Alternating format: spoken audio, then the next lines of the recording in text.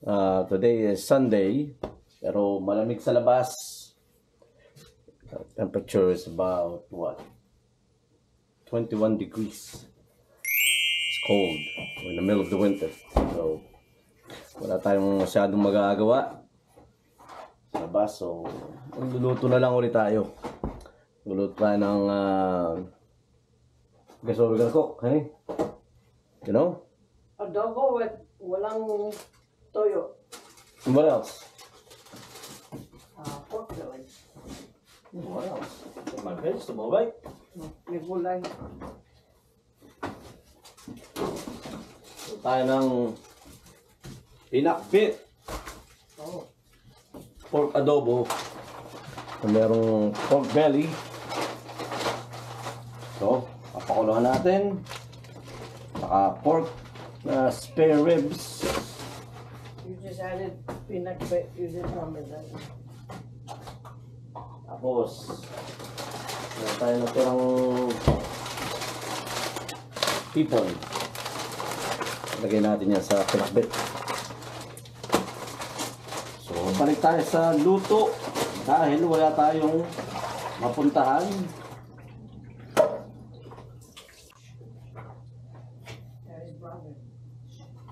So, unahin na natin pakulo itong pork belly. Pakulo natin mga half an hour. Kunting asin. Kakat tayo ng ating mga gulay. So, meron tayong sitaw. Meron tayong siling mahaba. That's right. Long chili peppers.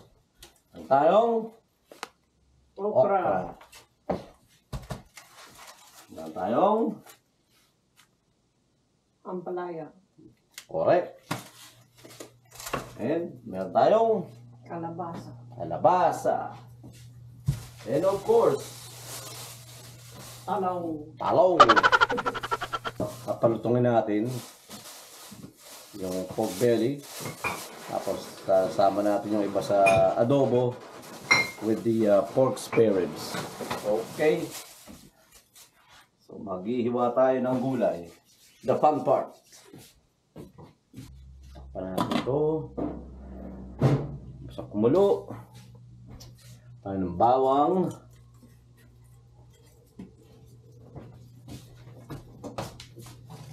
Sibuyas.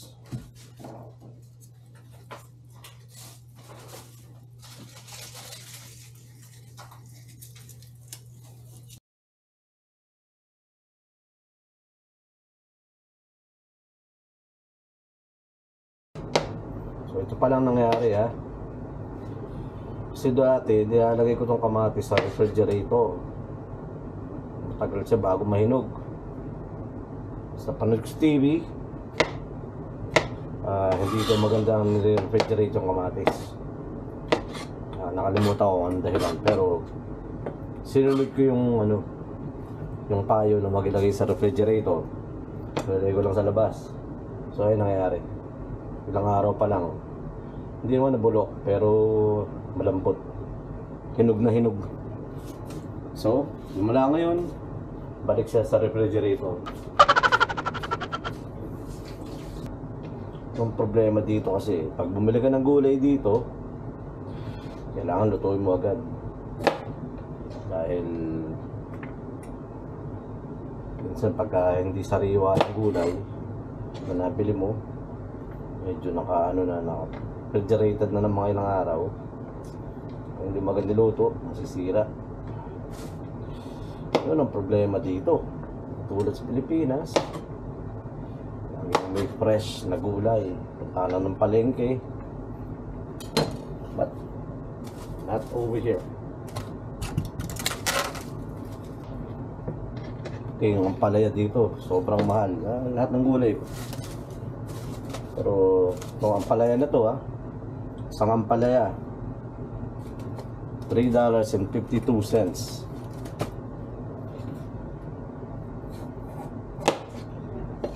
$3.52 isang ampalaya. ganun kamahal. Kasi walang ibang ano eh. Walang ibang bibilan. Walang competition. So, kaya nilang mahalan. Hindi ka pwede magtanim dahil malamig. So, wala kang choice. Doon ka bibili sa kanila. Kaya, kung bibili ka ng gulay dito, kailangan lutuin mo agad. Kasi kung hindi mo lulutuin, pag nasira, wala, sayang. Sayang ang pera.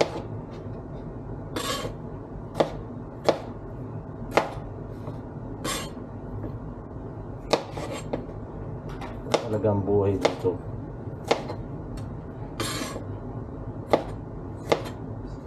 At least yung mga karne, pwede mong i-freeze. Kahit di mo lutuin agad. Pero sa mga gulay, kahit naka-refrigerator, nalalanta rin. Lalo kung matagal lang nakaupo sa shelf sa tindahan bago mo binili, hindi mo alam kung kailan dineliver yun eh. Baka mamaya sa linggo na din sa tindahan yun.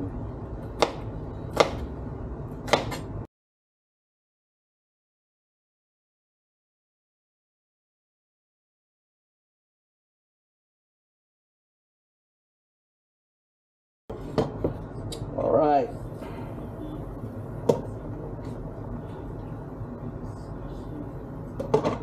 Natin gamitin pangsabaw sa pinakbit yung pinagpakuluan dahil hindi naman kailangan maraming sabaw yun. Konting sabaw lang, pwede na yun.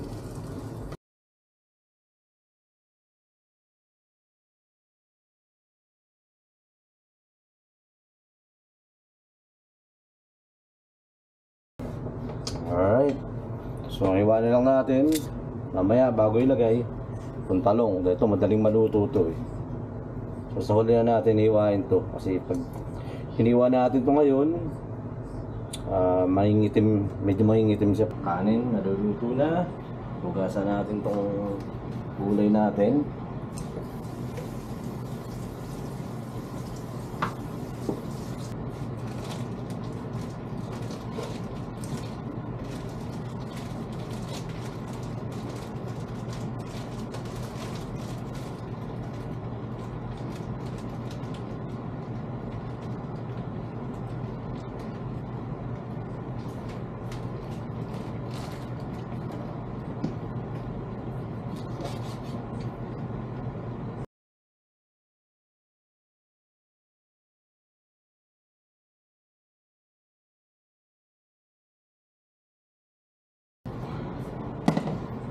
Alright.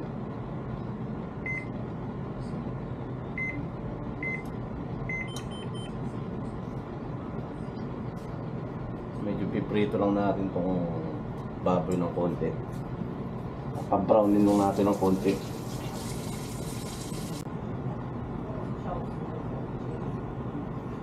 So ngayon, pwede na rin natin umpisahan tong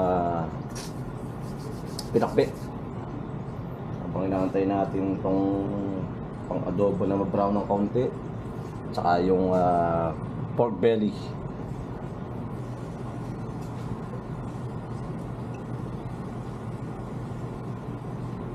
Alright, natin ang buong oil.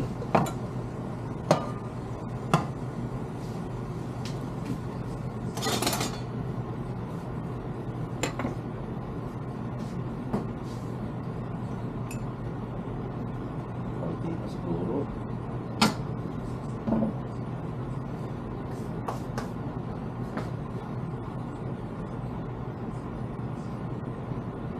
hindi natin ang bawang,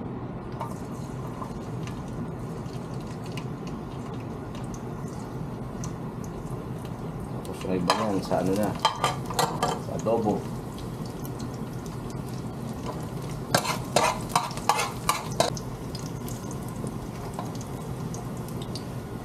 Sigit natin ang ating sibuyas.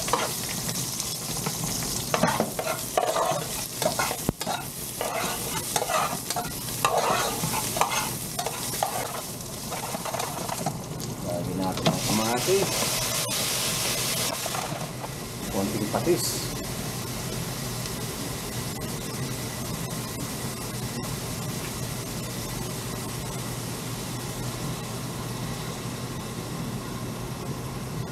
Okay, siguro mga 2 tablespoons siguro.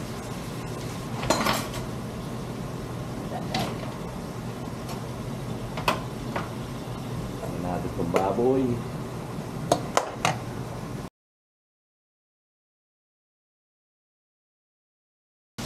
Tayo naman isang maging brown ng konti, konting brown lang para magkaroon siya ng konti flake.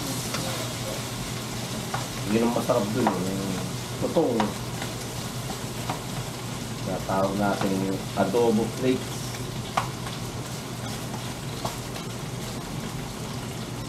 Kaya natin sa magmantika.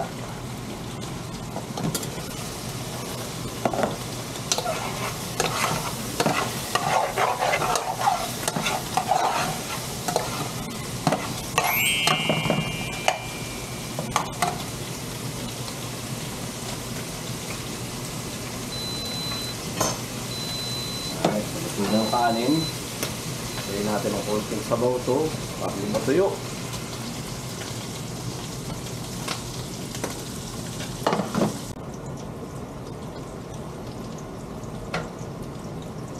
Kainin natin itong kalabasa kasi matigas itong kalabasa eh.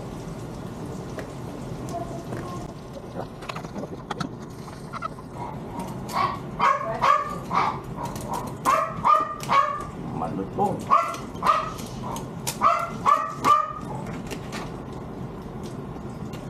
Ayan ang balat. Okay.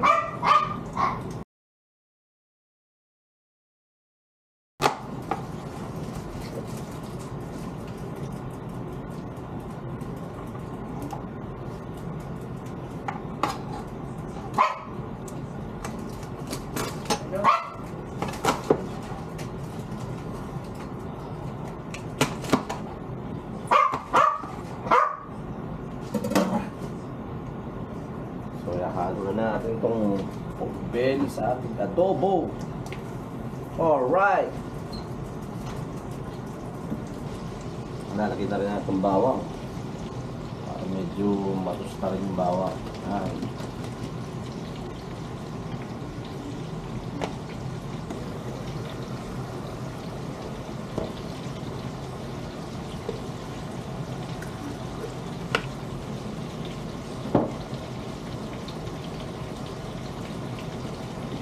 Lalagyan natin ng konting bagong na pula.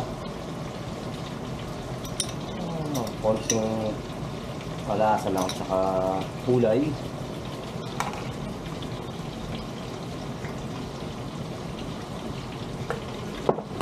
Papabrownin lang natin tong parte ng pork belly na hindi na brown sa oven, sa air fryer. Samahin na natin yan.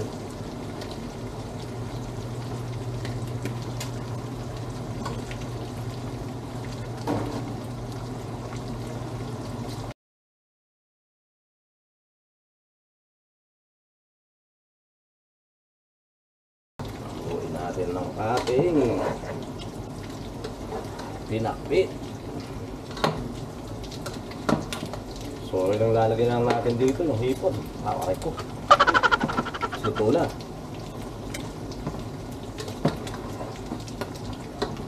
Lalaki ng sili dito eh. Walang yan.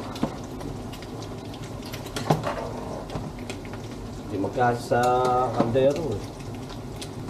Siling haba, hindi na siling haba eh. Siling higante na yun.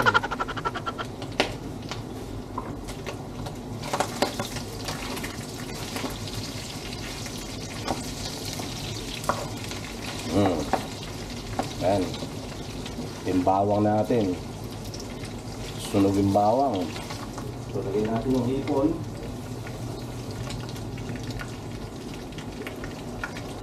Tapos lalagay natin yung talong. At yung talongges. Ito natin talong. Yan.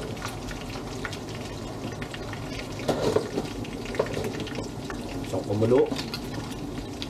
Aw, maganda ng kulay, ha? Dami mantika. Tanggalan natin ng mantika. Nakakatakot yan pag ganyang karaming mantika. Hindi na tayo naglagay ng mantika niyan, ha? Pero ang dami pa rin. Galing lang yan sa taba ng baboy.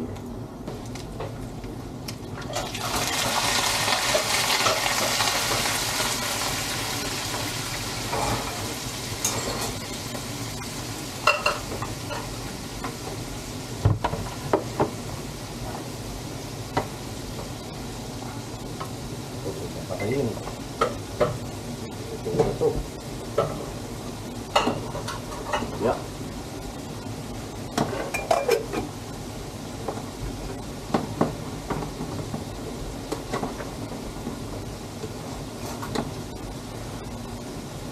Alright.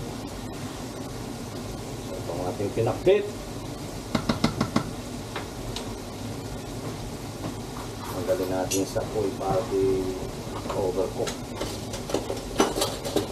Ito na.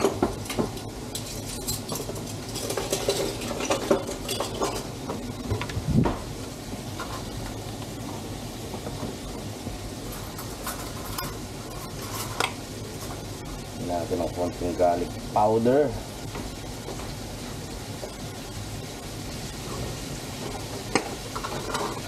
Konting dahon ng laurel. Paminta. Pimiento. Pwede na rin yan. Pampaamoy lang. Lalagyan natin ng konting asin.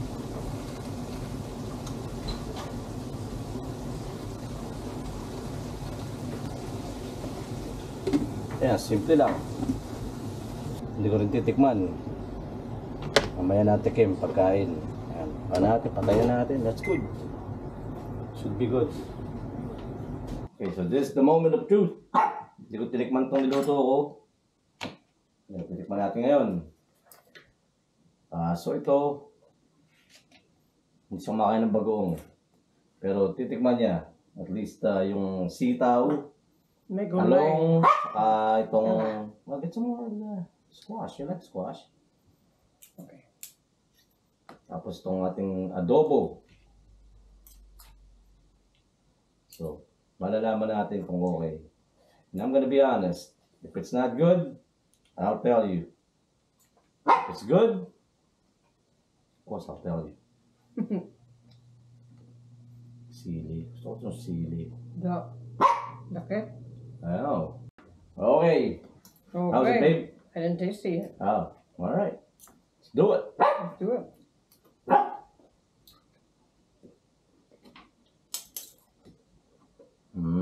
Natin yung gulay. Okra.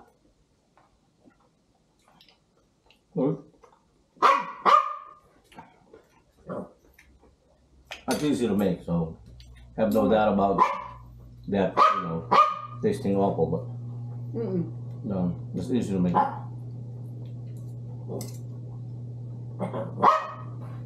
Hala.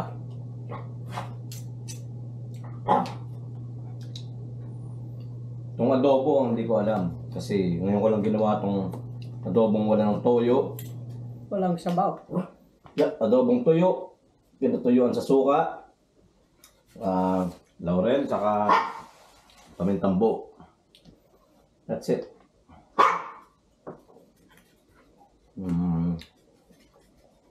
Okay.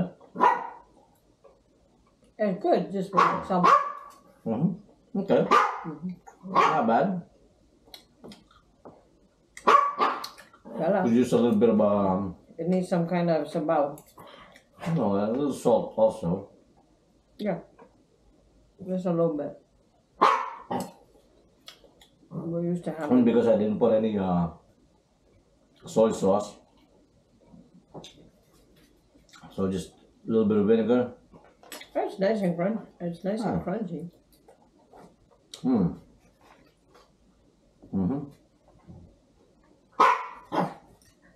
But it's dry without any Good. I mean, it's not bad. I know, but a bit too dry. Mm-hmm. Crispy. Yeah. Because the fat rendered in the air fryer. Mm-hmm. Pardon the dinner music in the back. Pinakbit, yep, like I said, it's hard to mess it up. Pretty straightforward. Right. So, that's the outcome. Alright, we'll finish our dinner, Till next time. and until the next, whatever, vlog. See ya! Okay, so this is the following day, Monday. Lang kayo dito sa adobo na niluto ko kagabi na okay naman siya. Kaso medyo dry dahil pinatuyo ko yung suka. Tsaka hindi ko siya nilagyan ng toyo.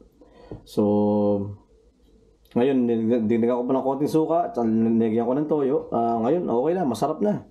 Nilagyan ko tuloy ng itlog para mas mukhang official. O, kita nyo naman, tinikman ko siya. Okay na okay. Panalo na. Alright.